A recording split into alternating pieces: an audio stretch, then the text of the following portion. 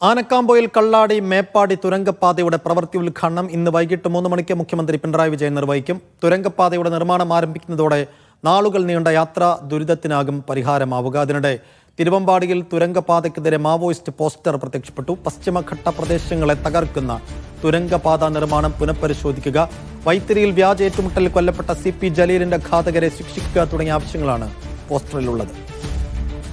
സലാം മുഹമ്മദ് വിശദാംശങ്ങൾ നൽകും. സലാം, മാവോയിസ്റ്റുകൾ നേരത്തെയും തുരങ്കപാതയ്ക്കെതിരെ വിമർശനം ഉന്നയിച്ചിട്ടുണ്ട്. ഇപ്പോൾ പോസ്റ്റർ പ്രത്യക്ഷപ്പെട്ടത് എവിടെയാണ്?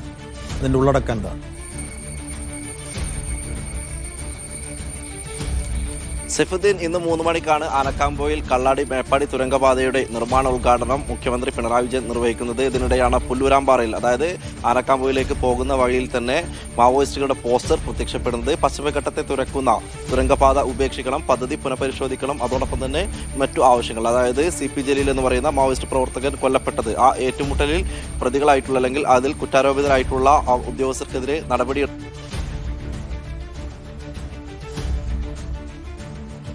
സലാം മുഹമ്മദാണ് വിശദാംശങ്ങൾ നൽകിക്കൊണ്ടിരിക്കുന്നത്. സലാം, കേൾക്കാമെങ്കിൽ തുടരും.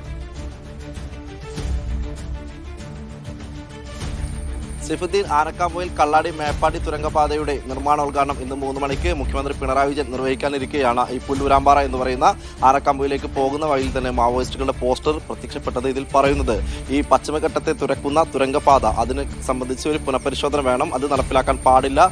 അതുപോലെ CP ജലീൽ എന്ന് പറയുന്ന മാവോയിസ്റ്റ് പ്രവർത്തകന്റെ ഏറ്റുമുട്ടലിൽ കൊല്ലപ്പെട്ടത്, അത് ആ ഘാതകരെ പിടികൂടണം, അതുപോലെയുള്ള ആവശ്യങ്ങളാണ് ഈ